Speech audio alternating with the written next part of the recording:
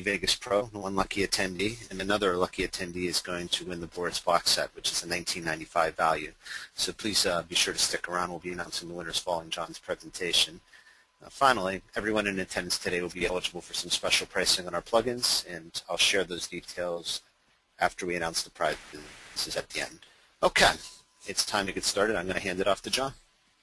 Thanks, Rich, and thank you everyone for joining today. It's always a pleasure to do a Boris live webinar, but I'm even more excited today because I get to show you Bcc 8 for Vegas, which isn't even available yet. It is available on After Effects, but us Vegas users have to wait a little bit longer. But hopefully I can whet your appetite here because there is some really nice plugins coming with Bcc 8. And then later on, we're going to show you some titles, and Dirk even promised that there'd be a special download for the folks who join the webinar with a pack of Boris RED titles. So I'm going to show you how to use some of those titles when you get the pack. Okay, we're going to start off. I've got about 8 demos to go through. The first one is Bcc Film Glow, and I'm just going to get this video rolling for you. You know, when I hear the term glow, I usually think special effects, but this Film Glow really should have been called Bcc Lens Mist. You really have to think Lens Mist effect. I mean, it's just a real soft, warm glow that it adds to your videos. You can see here, you know, imagine that you're doing a product shot, perhaps for a shampoo or some body products or for a hotel chain, and you just want to give it that extra, you know, something to make it more than just the footage that you shot. Let me show you the original footage here. So, you know, nothing wrong with this footage. It's well-shot footage, but when you view it next to the Film Glow, it loses something, right? There's really some added value that the Film Glow gives you. So let's start with this one. I'm going to go to my plugin manager, and you know, quite often people will email me and ask me, where do you find this plugin manager in Vegas? I don't see it because it's really not one of the tabs by default. You just go to View and then Plugin Manager. It's Control-Alt-1, and that brings up the plugin manager. And I just kind of like, you know, to use all my plugins out of here because they're nicely organized. And in Vegas Pro 11, Boris actually gets to control the organization, and so by default they're already organized in all of these categories. I didn't have to make them like I did in Vegas 10. So I'm going to go to Bcc Film Style, and I'm going to take Film Glow, and I'm going to drop it on my event, and we'll wait for that to come up. And the first thing you're going to say is, whoa, too much, you know, lots of glow. But that's because, you know, it's all controlled by this glow threshold. So the good news is there's not a lot to know about Film Glow. You don't have to do a whole lot of tweaking to get a really nice effect. The threshold of 0 says glow everything, right? And as you back it off, it'll glow less and less of the pixels. So watch as I back this off, and just a little back off, and there you go. Got a great shot, right? Not a whole lot of stuff that you have to do to this to get the Film Glow looking pretty good. But let me show you a couple of other things you can do. Obviously, there's an intensity here, as you would expect with a glow, so you can intensify the glow. But then there's this glow radius. I want you to watch the shoulder here as I move the glow radius, and it just kind of softens it even more. It makes the radius a little bit more and gives you a little more softening. So you can get just a little bit of glow or even more glow. So you have control over that. And one of the things I love to use in the Bcc effects is this compare mode. So I'm going to do compare side by side. You know, and there you can see plain image, you know, image with a nice glow on it. So that's usually good to see how far off you're going from the original image.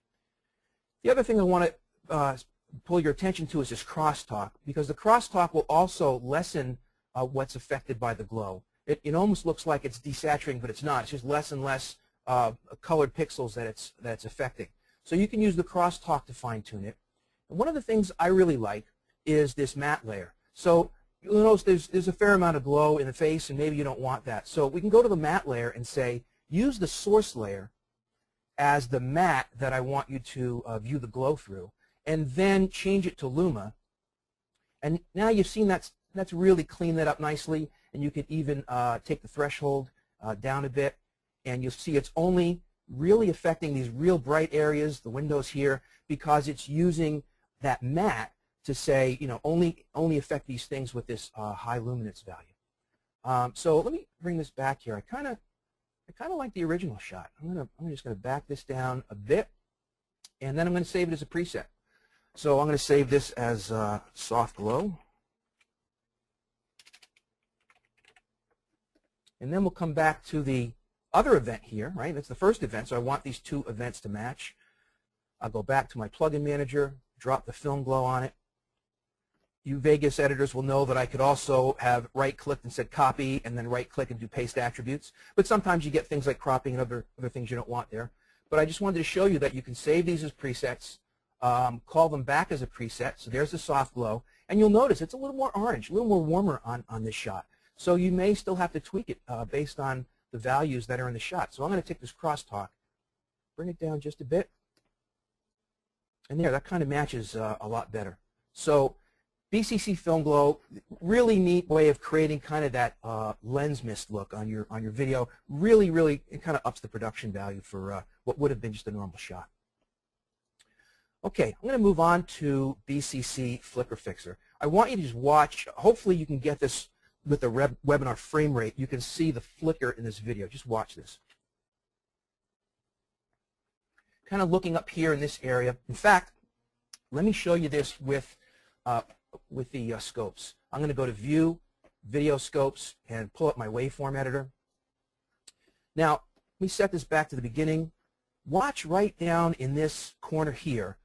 I mean, this whole thing's going to jump, but I think you can see a little better by watching that corner. Watch the corner as I play this. See how it's jumping up and down? And you can probably see the visual flicker. You know, this happens sometimes in DSLR shots. This happens to be a time lapse, right? So you know, the sky wasn't cooperating. There were different levels of luminance over this time lapse, and you get kind of this flicker, and it might be distracting. You might not want to use it in a shot. So here's an easy way to fix it. We'll go to our plugin manager. Go to BCC Image Restoration. Has lots of great image restoration plugs, and I'm going to drop the Flicker Fixer onto this video. And that's really all I need to do is drop it on, because the defaults usually work. Let me go back to the video scopes, and I'm going to do a Shift B to do a RAM preview so that you can see every one of the frames getting previewed. There's a RAM preview. You can see this a lot more stable. The flicker is virtually gone. So let me stop this and play through it. And you can see the flicker is, as a matter of fact, I can use the split screen. And we'll select the left half. And you can look in the middle here where the line shows up. You can see that it's getting darker and lighter, and this is staying constant. So really not a lot you have to do with the Flicker Fixer to get it to fix troublesome footage. Let me open this up again and just show you a couple of the values. It defaults to frame analysis. The time window is how many frames are going to be analyzed. So if you've got some tougher flicker, you could ask it to analyze more frames. The time window cutoff is how many frames get affected. And this faster analysis here will only analyze a quarter of the frames. So it's important to get your preview to full. You'll notice during this demo I have my preview full on most of these, so that it's doing a quarter of the full preview rather than a quarter of half or a quarter of quarter, where it might not go so well. Now, what if the flicker was affecting other parts of the frame that you didn't want? In this case, it doesn't. There are some nice built-in mats that I just want to show you quickly. So we've got a mat, we've got a mask, and a key.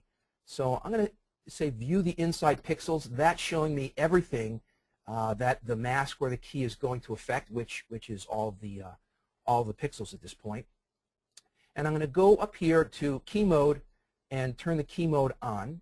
And that opens up these keyed effects. You can see now just this little area here is going to be affected. And I'm going to open up the color key, go to this one and select right about up here. And now you can see it's affecting mostly the blue. I'll go and fine-tune that with the saturation threshold. Right, so now I've just got pieces of the sky up here and not a lot of those clouds. Of course, there's a lot of blue kind of reflecting in the clouds. But it's also affecting the blue down here. So the other thing I could do is use the mask. So let me open up the mask. And I will turn off the key mode, and I will turn on a rectangle, because the mask has shape, so it's got rectangle, it's got an egg shape, there's different masks, and you can feather them and whatnot. I'm just going to turn on the rectangle. Let me open up the 2 points that affect this. So 1 point here, 1 point there. Widen this up a bit. And there, I've created a mat a mask across the top. I can then also turn on the key, and now I'm not affecting the bottom at all, and it's just going to do the flicker that's up in the sky here. So lots of control over what's going to get flickered. Okay, let me move on to the lens flare, the 3D lens flare. Let me show you the demo here that we're going to recreate. Now, there was a lens flare in BCC 7, but it wasn't 3D. So let me show you the new things that are in the lens flare with 3D because it really has some nifty things that you can do. I'm going to use a red title. That was a Boris RED title. I'm going to insert an empty event, and I'm going to drop Boris RED on that event. And then we'll launch the RED UI. And the neat thing about using things like Boris RED is you can save entire projects and then just apply them with a click. So I'm going to take this lens flare 3D project and just click apply, and now I've got this really great title already done, and you've prepared this in advance. Next, I'm going to go to the lens flare 3D. So I'm going to go to Bcc Lights, which is where that lives, and we'll find the lens flare 3D and we'll drop that on. Now there's lots of great presets that come with lens flare 3D, and I'm going to show you a couple of them. That's the default, and then just going through some of these presets. I actually have a preset that we set up specifically for this demo so that we could demo a lot of the new things. So I'm going to just open up this preset, which is the one I used in the demo. And one of the things that really knocked me out about this, and let me open up the built-in, which is where the positioning is. One of the things that really knocked me out is how this can interact with the foreground layer. So let me move this across. You'll notice this is how the old lens flare worked. As you moved it across, it was just a flare, and it didn't interact at all. It did nothing with regard to what was in front of it. But now what's happening is you have this obscuration layer, and let me turn that on. So now the source layer acts to obscure the lens flare. So now let me move the position of this. I'm going to move it slowly over the source. Let me use my control key to get it really slow. And you'll see, look at that. It dipped behind my title, which I thought was really cool the first time I saw it. Hopefully you think it's cool too. So it's really interacting with this title as it moves across the title, and as it hits the edge, it does a flare up when it hits the edge of the screen. So I thought that was really cool thing that it does. Some of the new things about it is this fade ring. So we'll come down here, and you've got the flares and the rays and fogs and polygon and stuff, and we've got this fade ring, which is down here in the bottom. You can see this other faded ring that enters in. That's new. The Chroma Fan is new. Let me bring you down to that Chroma Fan. The Chroma Fan is going to interact up here with the actual flare. So we'll turn that on, and you can immediately see the fanning, and then we can open up the parameters, and we can adjust the intensity and the scale of this fan. You can change the angle. Lots of things that you can do with getting this Chroma Fan to your liking. So that's kind of neat. And then another one of my favorites is this Elliptical Caustic. So watch how this works. I'm going to turn on Elliptical Caustic and then go back up to my position. And as I go behind the purple, you'll notice the caustics are purple. As I come down to the green, see how those are changing to green? And then as I come down to, and I'm holding my control key a little too much here, as I come to the yellow, you'll see they change yellow. All right, so I'm just going to bring it up to the yellow. You could see the yellow here. So again, more interaction to give you kind of this illusion, right, that this 3D lens flare is really interacting with the foreground, that somehow the text is really out there in the sky, and this thing is interacting with it. So that's kind of neat. And the final thing I want to show you is there's these text orbs on the lens because it really has an emulation of the lens. So as I turn that on, and I want to bring this back out so you can see it easily. Let me bring this back up to the corner for a sec. And then I'm going to go back down and turn on the text orbs. There they are. Okay. Did you see these little orbs on the lens? Right? So you've got this little lens effect happening, and as I move the position, of course, these little orbs don't move because the lens doesn't move. So it's really kind of simulating now this 3D lens flare interacting with your lens as if they're little raindrops or mist on your lens or whatever. So just lots of little things in here that are really, really neat. That I said, well, we got a lens flare. Why do we need another? Those guys at Boris think of everything. They put tons of stuff in here to make it interact, kind of with the 3D environment. So I thought that was really, really neat. You guys would enjoy that. Okay, another thing we did, and let me just show you this. I'm going to play this for you. This is using the lens flare as a transition. I'm going to zoom in here. Quite often, I see there's some caching problem going on here. Quite often what happens is, you get this really nice effect, and you say, wow, that would be great as a transition. How can I use it as a transition? It's an effect. Well, with a little bit of keyframing, you can do that. So right now, this is just a crossfade transition. And I'm going to open up the lens flare and show you how we did this, because it's really, really simple. Just waiting for this to open up here. Okay, you'll notice we did some keyframing. And so right at this position here, we set kind of two anchor keyframes for the global intensity and the global scale. And then just as this big splash was coming here, we just cranked those up a bit, right? And so, it immediately gives you the illusion that, this was actually, some kind of transition, some kind of flare transition. The other thing you'll notice is there was motion tracking. So 3D lens flare has a motion tracker in it. Let me just go down and show you how it was motion tracked here. I'm just going to open the motion tracker, and I'm going to mute this top track because these are pre-renders, just so I can keep my frame rate up.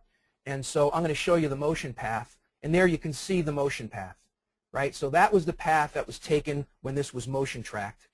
So now you're seeing it live at about 2 frames a second. But there you can see the motion track. So we tracked one of the clouds as the cloud moved, and we made the 3D lens flare move along with the clouds. So really simple way of using any kind of effect really as a transition. Okay, this one is in BCC 7, and it's BCC UpRes.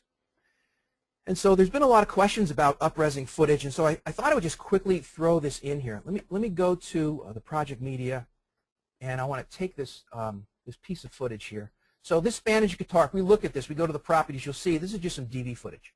720 by 480, lower field first, the DV aspect 0.9091, and I'm going to drop this down on the Vegas timeline. And you'll notice the first thing Vegas does is it kind of zooms it up, because Vegas tries to make everything fit within the project, which is sometimes what you want and sometimes not what you want. There's 2 things you need to do in order to use the UpRes. But before we do that, I just want to do something that you would probably do. Let's say you were just going to use Vegas this time to do the UpResing. So what you would normally do is open Pan Crop, go into Pan Crop, right-click, and say Match Output Aspect. And that gets your 4:3 aspect up to 16:9, or whatever the aspect of your project is. And you can even play with this and get a little get these black bars out. I'm going to leave them in because I want to use this shot to do a comparison. I want to get it as close as possible. So let me restore it and do Match Output Aspect again. But this is how Vegas treated the shot. So let me drop a marker so that we can look at the same frame. I'm going to hit the Capture Copy Snapshot to Clipboard. So we've got that on the clipboard. As a matter of fact, I saw that jolt, so it might not. Let me go 1 frame ahead. Make sure I got it on that frame. Copy Snapshot to Clipboard. So now I've got this on my clipboard. I can compare it later. Okay, now let's go do UpRes the way it was intended. First thing you have to do, 2 things. You have to make your media square pixels, even though it's not, because you're going to tell UpRes that the pixels aren't square. It's a lot easier if everything is in square pixels. All the calculations are easier. So the first thing you want to do is remember what the setting was, because you're going to need it later, but set it to square pixels. So now that the media is only using square pixels, then we want to set it at its actual size, right? Because Vegas has blown this up. And so here's how you do that in Vegas. You open up the pan crop, which I already have open. You go to the width, and you set it to the width of the project. Now, before I do that, I want to just bring my project width up to 1080. I forgot to do that before. So let me bring this up to 1080, because that's when you can really, really appreciate this. So I'm going to say 1920. So, so that brought that down from what it was. But when I say 1080, notice what happens. It switches the 1920 to 1620, because by default, Vegas has lock aspect ratio on, which is a good thing. You almost always want to lock your aspect. But in this case, you don't. You really want to unlock it, say, nope, I really meant 1920 by 480. You can lock it again so you don't forget later. But this is the actual representation of SD footage in an HD frame. So you can see, when you up-res this stuff, you're going 4 or 5 times, right, the size of the footage, right? You're doing a lot of scaling. So that's the first thing you do, is set it to square pixels. Second thing, set it in the HD frame, and now you can drop up-res in here. So we go to image restoration, we drag up-res on here, and up-res got us back to where we were with Vegas, right? It has scaled it up again. We'll go to the source. It's correctly already guessed that the source is DV.9091. So we don't have to change that, but if you did need to, you could tell it whatever your source is. It also guessed that it was 720 by 480, but you can use a whole bunch of custom sizes if you wanted to. Then we'll go to the transform, and the thing that we want to do with transform, you can scale it up even more, but before we do that, you want to go to the framing and decide, do I want it letterbox, do I want these black bars, or do I want to fill the frame? I want to crop it so that it fills the frame, which is what you most likely want to do. Or you can stretch it, which is almost never what you want to do. But in some circumstances, a client might want this, and so it's here, right? But this is where everybody looks short and fat. So when you go to the crop, if you wanted to get rid of these black bars, you can go to the scale, bring the scale up a little bit, until the black bars are gone. You can do the same thing. Again, I'm going to reset this because I want to kind of compare these two shots. So let me go back to the shot here. The last thing I want to tweak is the quality, and the quality is set to fast, but I'm going to bring it up to magic sharp and then increase the sharpness. And so now we'll look at this, and we'll look at the original, and again, let me get off a frame that has this interlacing. We'll compare this to what's on the clipboard. And you can see, so BCC up-res is on the right, clipboard's on the left. You can see how much smoother, or actually how blurry, right, the Vegas one is compared to the up-res. So up-res has maintained more of the information that was in the original image than you would have if you just used Vegas. And yeah, you could add a little sharpening to the Vegas shot from Vegas, but it sharpens everything. This Magic Sharp is a little smarter. The Magic Smooth is even nice, right, where it smooths it out a bit, but it keeps a lot of the clarity. So that's BCC up-res. Really neat for whenever you've got HD footage, and I've got tons of stock footage that's SD rather. When you have SD footage, I got tons of stock SD footage that I occasionally need to use in a project, and I always use BCC up-res to up-res it. Okay, now back to BCC 8. This is one of my favorite plugins. Let me get my split screen off, and let me just, I'm going to raise. Let me open this down a little so you can see the waveform better. I'm going to raise the volume on my speakers. Hopefully you're not going to get feedback, because I want you to hear this as well as see it.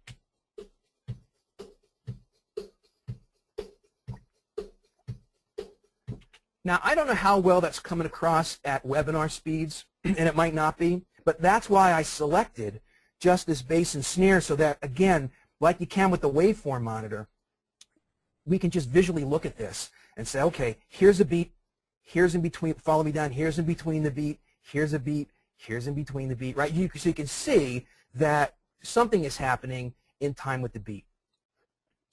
Now, you won't find Beat Reactor as a standalone plugin. Beat Reactor, kind of like the Pixel Chooser and the Motion Tracker, they're built into other plugins. So in order to get this effect, I just used the color corrector with the brightness. And that's all it was. And so you're just seeing brightness going up, brightness coming down. So let me show you how I created this. I'm going to go to the plugin manager. We'll go to BCC Color and Tone, and then we'll take the color correction and drop it on here. And one of the things you'll notice down here is there's new beat reactor. There's an audio apply option A, an audio option B, and an audio option C. So you can affect up to 3 parameters with the beat reactor. In this one, we're just going to use 1 parameter. So what I want to do is come down and I'm going to enable this beat reactor. And the first thing it's going to say is there's no external media file selected. Right? Please choose a file and before you can continue.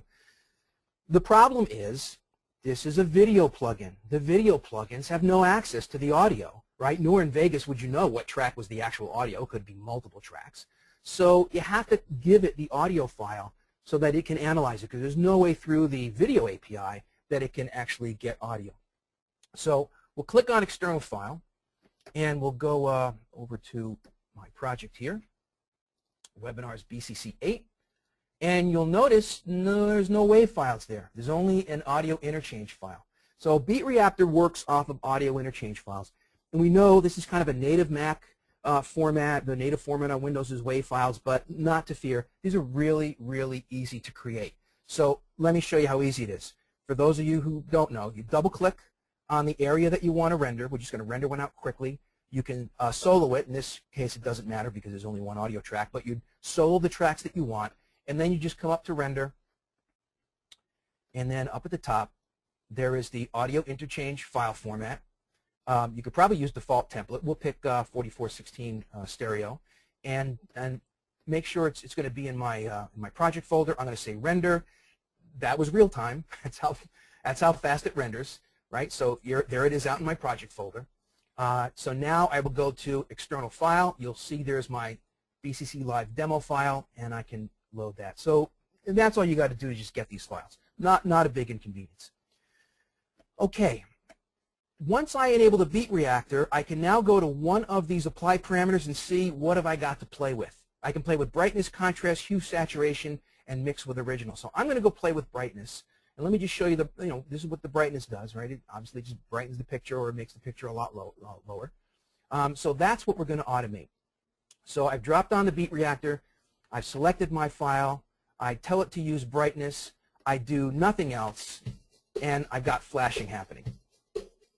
Right? It's automatically flashing with the music. And again, I apologize if it's not coming up on the webinar, but it's flash. That's why I wanted to go in here and say flash, no flash, flash, no flash. Right? So it's actually flashing with the music. Now, there's a couple of things that you can do in the apply parameters here. You can add it to the existing value. So the value by default, right, when there's nothing here, is that I can see perfectly fine, right? The brightness is at 0. But I can say replace the value. And if I replace the value, then I can go to my output minimum and make it less than 0. And now I can get a really neat flashing effect. So now if I play it, and hopefully you got a couple of flashes in there. And again, let me just show you. You've got a beat, and as the beat comes up, the flash comes up, and as the beat goes down, it goes down to 0, and then comes back up, and then goes down to 0. So that's one of the ways you can use it. You can also subtract from the value, or you can add to the value, which is probably what you want to use most of the time is adding to the value. Then there's this fall off. If you notice, and again, I think you go here. So there's a flash. Let me make this a little bit more intense. And I'm just going to use the cursor keys here to, actually I'm going to use my shuttle, but to go 1 frame at a time, right? And you can see that it goes back to normal. And actually, let me make it replace and go back to negative because I think it'll be more dramatic. And then it comes back up and flash 2, 3, about 3.5, well, it can't be a half frame, about 4 frames was the flash. So here you can say, I don't want to use an immediate fall off. I want to make the fall off linear. And you see right away, it kind of came back. So if I go over it, you see it's a more linear pulse, right? Or I can use this quadratic hard and quadratic soft. What quadratic does, it kind of holds the value a little bit longer before it trails off, right? So it's even more like a pulse. And then, of course, you can change the fall-off time, which I would probably use 1/4 of a second. 0.25 with this particular beat. And I realize it might not come across in the webinar, but you get the idea that you can see me go through these a little at a time. You can really control, you know, how long the fall off is, whether it's going to be a quick fall off or a much longer fall off. And you even have things like build up to max. And so here, you know, it would, starting from this beginning, it would just keep building up. And again, I'm not playing it. You can see it's getting brighter and brighter and brighter and brighter and brighter, building up to max. So there's lots of neat ways to play with this fall off. Okay. Now, what you may have also noticed is there's this little graph on the screen that I haven't addressed, and we're going to do that in the next demo. So let me just move over here. Here's the next one. Hopefully you can see this as well. I'll let it play for a sec. I can hear one of you saying right now, how can I make the beat reactor affect something that's not part of Boris, right? I just want to make something else jump to the beat reactor. And that's the reason I did this one. That's what this one is all about. I've got this, and again, I want to show you, but just by going through it, I've got a title, and you'll notice on the snare, it bounces up and down, and on the bass drum, it bounces left and right, side to side. So it's scaling on the X on the bass drum, and it's scaling on the Y on the snare. So, and all this is a plain old Vegas title. Nothing fancy schmancy about it. So let me just go in here, insert generated media. I'm going to insert what is now the legacy text because that's where all my presets are. I'm going to go down here to my Boris Continuum preset, and we're going to change this to dancing machine. Okay, that's my text, plain old Vegas text. Going to go back to my plugin manager, go to the perspective, BCC perspectives, and there's a DVE basic in here, right? So I'm going to drop DVE basic down on top of this title. And one of the things I want you to notice is what does DVE basic do? So here I have a scale factor, so I can scale it up and scale it down. But you'll notice by default, the X and Y are locked together. So the first thing I want to do is unlock the X and Y. So now I can scale the X and I can scale the Y. And I'm like, this is great. These are two parameters that, you know, I can affect with the beat reactor and get some really neat stuff going. So let's go down and do that. I'm going to turn on my beat reactor, get my external file, take the file that I just rendered. Now the beat reactor's happy. We'll go to parameter A and say, parameter A, I want to scale on the X. Okay? So we get to that bass drum, and you can see it's moving out on the X. As I move into the snare drum, it's still moving out on the X. So how do I affect this? Well, notice this area here. This area is going to show us what part of the waveform is going to be affected by the beat reactor, or the beat reactor is going to be affected by. So let me open up my Audio Apply Options A, and I'm going to go to my sample corner. And so these are the two corners that these two vertical corners that I'm going to affect. And I'm going to take this one, and actually I'm going to put it on the bass drum because I want to get a bass drum hit here. And I notice all my energies right down here at the bottom where you expect with a bass drum. And so I'm going to put this down so that it's only affecting these last three bars at the bottom. And you'll notice there's a bar on the right here, this gray bar on the right. It's actually giving me the percentage of how much the beat reactor is being affected by this. So, you know, as I pull this down, you can see that maxes out. If I was to make this taller, right, then it's saying, okay, well, there's not as much energy in here, and so it's going to be affected less. So I want to get it to the highest point and then just drop that on there. Okay. Now we can go through and watch it. And again, I realize you can't see this live, so I'm just going to cursor through it with my shuttle. You'll notice it's still coming out a little on the snare drum. You know, real big on the bass drum, but a little bit on the snare drum. So I'm going to park it over a snare hit, right? And you notice there's some energy down here still, right? So we could check a couple of them, and there is some energy down at the bottom. So what I want to do is take this bottom part and just move it up so that it's not affected by that energy down there. And so now we'll cursor through. So there's a snare, nothing, bass drum, snare, bass drum. You get the idea. Okay. And I might want to change this fall off and make it quadratic hard so that it's not just slamming out, so that it's going out and then gradually coming back, right? And then pulsing out and then gradually coming back. That takes care of our X. Now let's go up and do the Y. So I'll take the second audio parameter and say scale on the Y. We get another box that we can affect. I'll make this quadratic hard just so they match.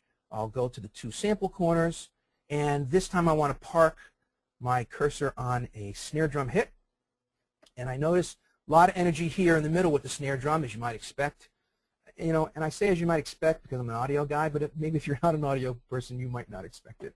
But a lot of energy right in the middle there for the snare drum. And notice as I'm bringing it in, you can see how the title is jumping higher and higher because it's being affected just by this little bit. So now I've learned my lesson. I'm going to go check the bass drum and see if there's any energy in that area. And sure enough, the bass drum's got a lot of energy there too. So I want to bring this up and make sure that I'm not getting any of that bass drum energy. Right? And I think just a little bit more. That looks good. And now, again, I can play it for you. I'm seeing it in near real time. I don't know if you're seeing it in near real time. So let me, again, walk through. So there's bass drum, snare drum going up, bass drum coming out, snare drum going up. And I've got this stuff dancing in two different directions. And probably if I did a RAM preview, it would you could maybe see it a little better because RAM preview is a little bit slower.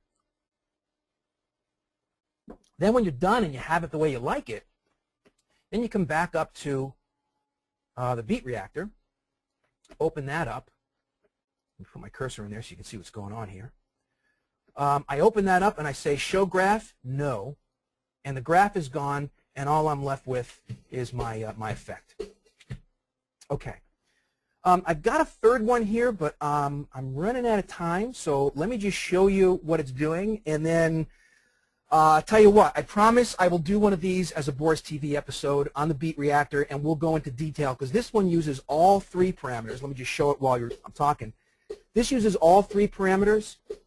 So what I had here was, my son attends a school of rock. I was doing a little DVD video for them, one of their performances, and I thought, wouldn't it be neat if I could get the bass drum to beat, right, in time with the music, right? And quite often you might get these requests from your customers, right, that you want this to happen. So, and again, I'll go through it slowly so you can see what's happening here. As it hits the bass drum, you'll notice there's nothing, and then you get this nice ripple going out from the center, and then nothing again, right? So I'll do you guys a Boris TV episode. Watch the Boris TV website, and we'll get a beat reactor episode going for you, because this one's really, really neat the way we solve that. So beat reactor, one of those things you don't know why you need it, and then when you use it, you can't live without it. It's like you think of all these ways that you can use it to really, to make your video stand out from the next person's video, right? Having text dance to the music, having all sorts of high production value stuff that customers might not expect you to do. Okay, that is all of the BCC 8 preview stuff. There are more plugins in BCC 8, but I wanted to move over and do some RED plugins, some titles in RED, and so let me play this for you. So what we said was we'll have these downloads where you'll have a bunch of titles and you can apply them, and of course they're going to have default text. They might not have the font you want, so I thought it was worth it to just show you how easy it is to go in and change these. So we have this little text here where, as this person's starting to yell, you see a little jitter going on in there, and then it explodes, and there's some nice motion blur and whatnot going on. So let's do that one. I've got my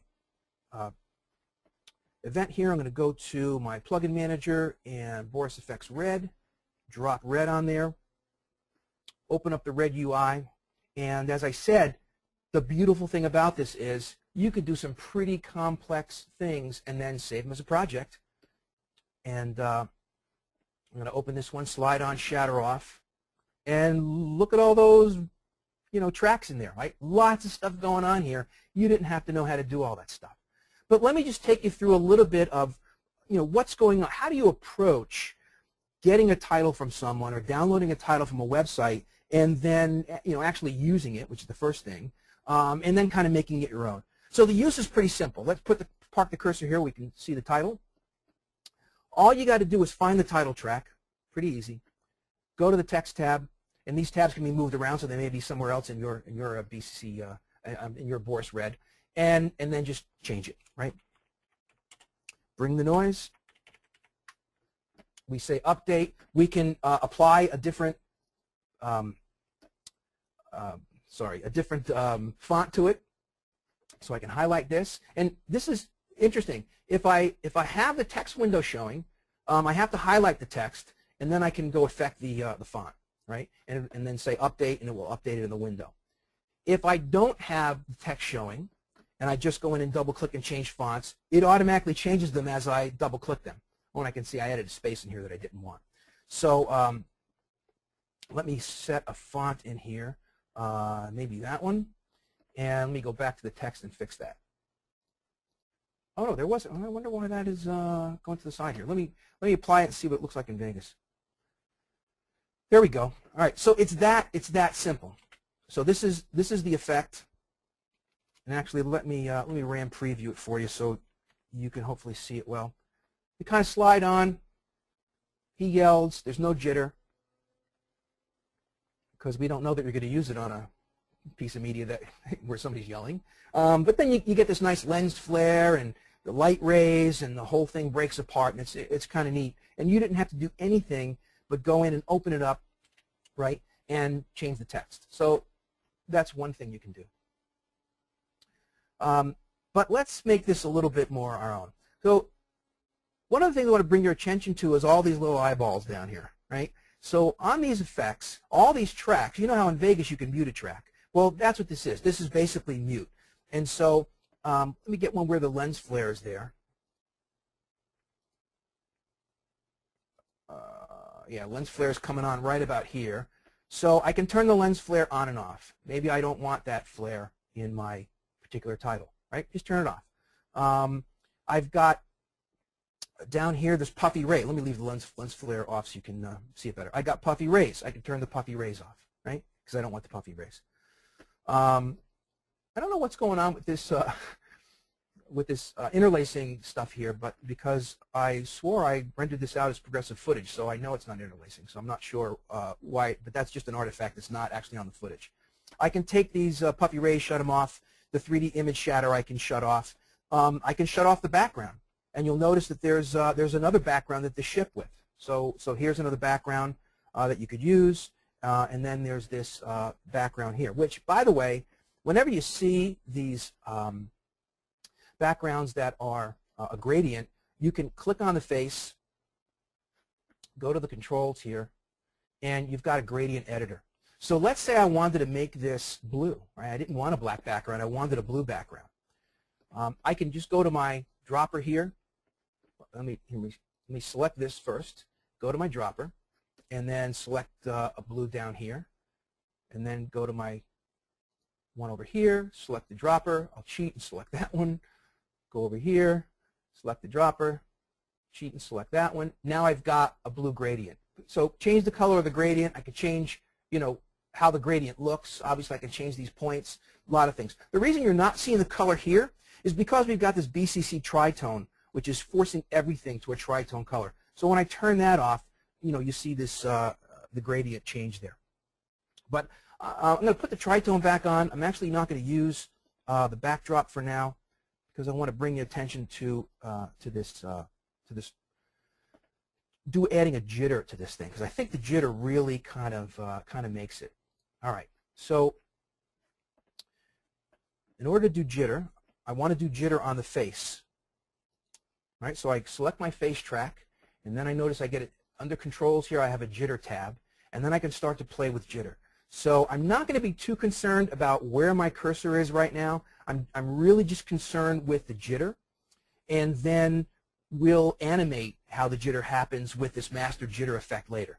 So I'm just going to go in here. I want to unlock the X and Y, and up the X position, maybe not so much so they knock in too much. I'll do the Y position a little bit more so they go up and down.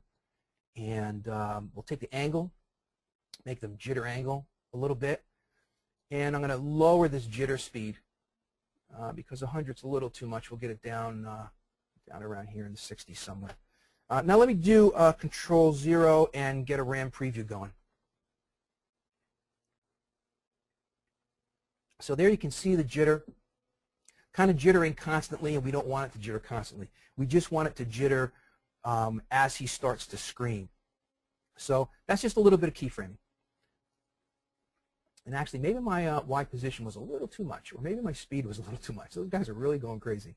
But now I want to come down, and I'll go to the beginning on my jitter, and I want to go to my master jitter and put a hold and bring it down to 0. Then I want to find a point at which he actually starts to scream. So I think maybe right here is where I'd want to put another keyframe, and I'd want that other keyframe to also be at 0, and we'll just make it linear, but to also be at 0. And then maybe when he gets right about there, I want the jitter to really be happening. And so now I'll put another linear keyframe and blow the jitter way up. All right, so I want this thing to really be cranking. And let's do a Control 0 and see what I got, little RAM preview. So it comes on, it waits until, a little too early. Now, if you're a little too early, no problem. Here are the keyframes down here. Just click them and bring them over a little bit. Right? Don't have to redo everything, right? And then do a little RAM preview and see where you're going. So there we go, right? It's coming in, and he's only jittering when he starts to yell. It's kind of what we wanted. The other thing I want to show you briefly, and then we'll move on, I don't want to run out of time here, is you can have a blur. If we notice up here on the text track, there's this M icon where we can do motion blur.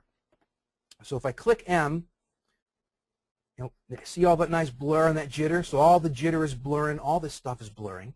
And then as it starts to fracture apart, you'll notice the fractures aren't quite blurred. And the reason is, if we go to the motion blur, by default, the motion blur works on the shape, face, and upstream filters from the face.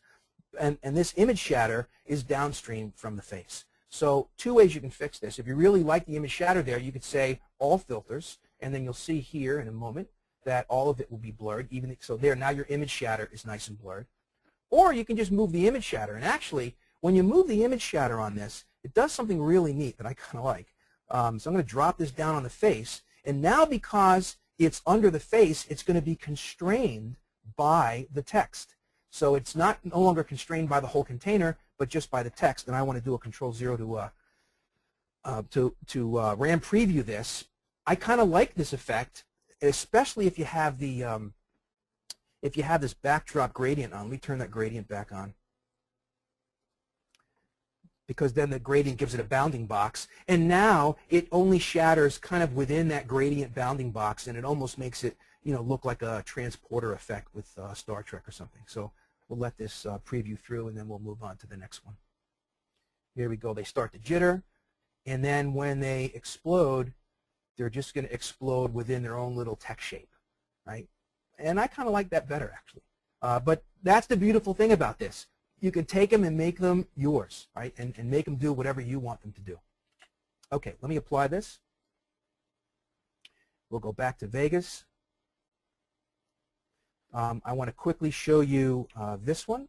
So this is kind of a wavy, slide on, blurry, wavy, slide off thingamabobber.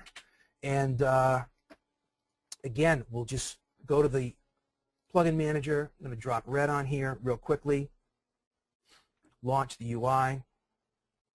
And we'll just do this really quick because I want to get to the next one. Load up the project that has that wavy smear on, slide off thing. And I can highlight, so here's just a quick fix. Highlight both of these, put some kind of font on it.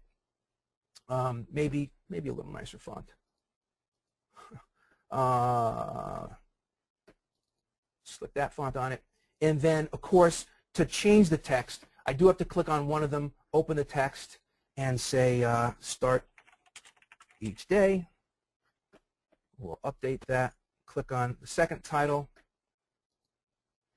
with some silence. Update that. Apply. We're done. We get this back in Vegas, and then I've got a nice wavy on, wavy off. And again, as you let me not RAM preview this, just show it to you. Again, you could go in and turn off the waves, right? Turn off the blur, do a lot of things to make it your own. This last one uses text on a path and motion tracking. So we thought it would be great. This is just a little lower third, and we thought it would be great if this thing kind of tracked the table and then zoomed off and matched that little curvy part there. So we only wanted a piece of this to be affected. And so one of the things you should remember is you can always split events, right? You don't have to go keyframe a whole bunch of stuff. You can say, oh, I want it to start about here, probably right about there, and then I want it to end maybe right about here where his hand is down. And now I've got a nice little event in the middle. I can take that event and I can drop red onto it and launch the red UI.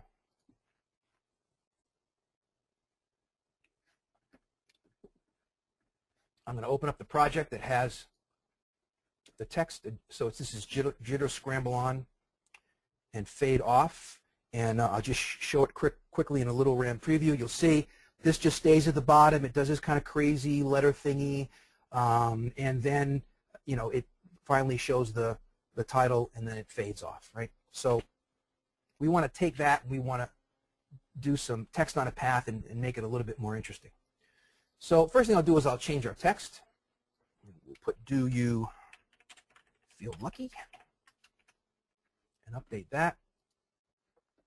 Again, you don't have to go down here. You can just open up your fonts here and apply a font if you want. Would help if I select the text first and apply the font, and then we'll update it. So now I've got my font the way I like it, and now I want to do my text on a path.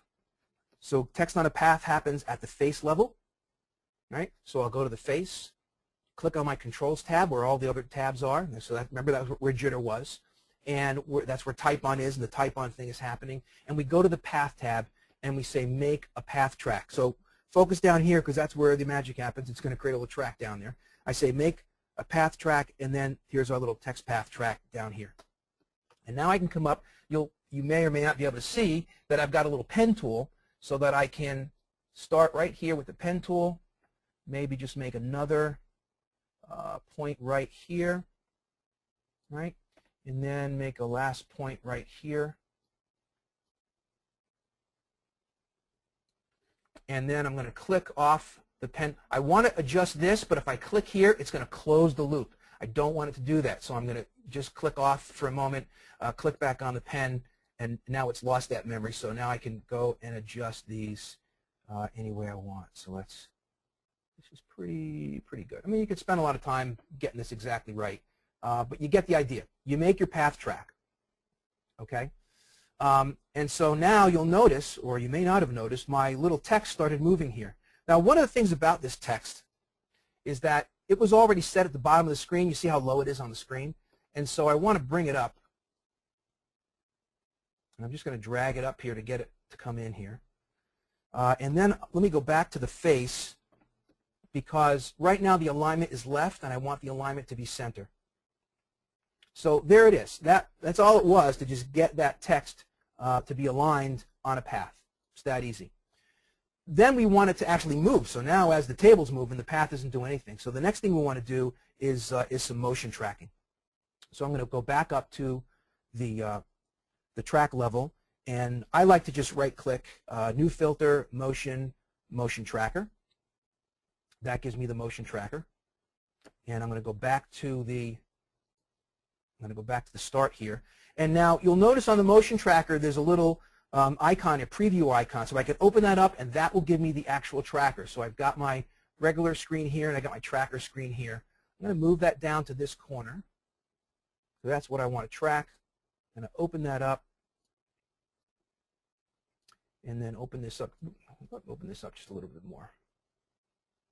Okay, and then make sure I have my cursor at the beginning. I want to track from the beginning, and then I start tracking. And now it's going to track that little corner. This shouldn't take too long.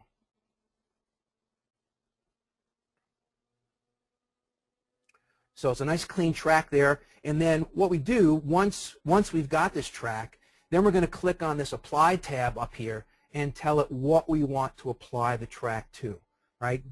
Common thing, and even I make the mistake sometimes. I run motion track and then nothing happened. You know, you didn't apply it to anything. So got to remember to apply that motion tracking once you do it. So this is almost done. So I can close that now. I can go to my Apply tab. I could say Apply to the position, and now you'll notice my text is going to track that. And actually, what it's tracking is the top here, right? It's tracking the top where I motion track dead on, but that's not where I want it. So I want to go back to the track level, go back to position, and actually I could just manipulate it here on the screen and just move this up. So I get this tracking up here. So hang on. Here we go. That should be right on. And I want to turn off that background because it looks silly. And I'm going to do a RAM preview and see what we got.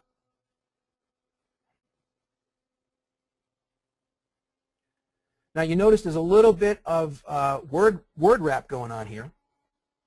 Right, so again, just go back and fix it. We go up here to the text.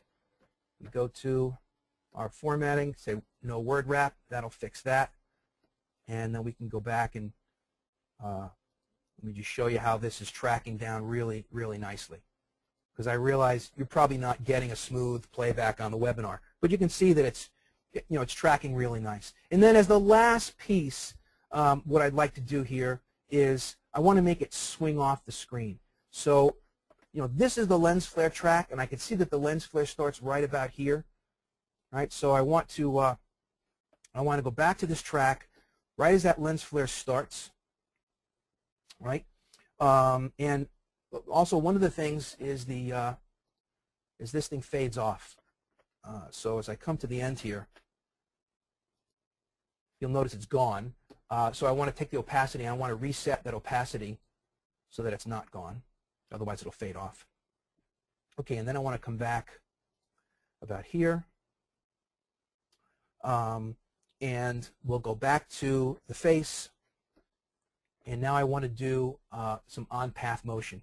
So I'm going to maybe do a decelerate keyframe right there. And then I'm going to move over a bit and do another decelerate, but this time I'm going to back it up a bit on the. So this is controlling where on the path this text is. A little bit more, and then I'm going to go all the way to the end, and I'll do an accelerate. And this time I'm going to bring it around the other way so that it swings way, way, way, way, way off.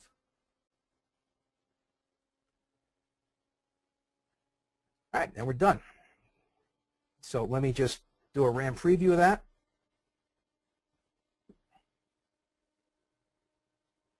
So you can see we didn't lose the jumble, right, from the original one. We fixed the fact that we had some word wrap going on. We changed the font. We changed the letters. We did some motion tracking to make it track down to the bottom. And then when it finally gets to the point where the flare happens, and again, the lens flare was kind of down there from before. You could move the lens flare if you wanted to center it on there or something, right? I mean, you could do lots and lots of things with this. And then as it gets down right to where the lens flare happens, and it's almost there, the lens flare is going to happen right at this point here when these keyframes come in. You'll see that it's going to swing backwards a bit. There it is swinging backwards. I'm wondering why this is taking so long to render. I've got the motion blur on, and the motion blur takes a long time to render. So I apologize for that. I could have turned off motion blur, and it would have happened a lot quicker. But anyway, you get the idea. There it is in RAM. Off it goes. Right? We could line up that that flare a little bit, and we would be perfect. And then we just apply it, and we're back in Vegas. Well, we're at the top of the hour. I did get through everything I wanted to show you, with the exception of the of this one here that I will do a BCC Boris TV on that. And I hope you guys have enjoyed it. I hope you've learned something about what's coming in BCC 8, and maybe you're as excited as I am. Of course, I already have a beta, but I'm still excited. So hopefully you found that there's some good stuff coming, and don't count out like these text and titles in RED, because it's a really easy way of creating sophisticated titles and applying them easily. So thanks, everyone. Thanks, John. Great presentation as always, and we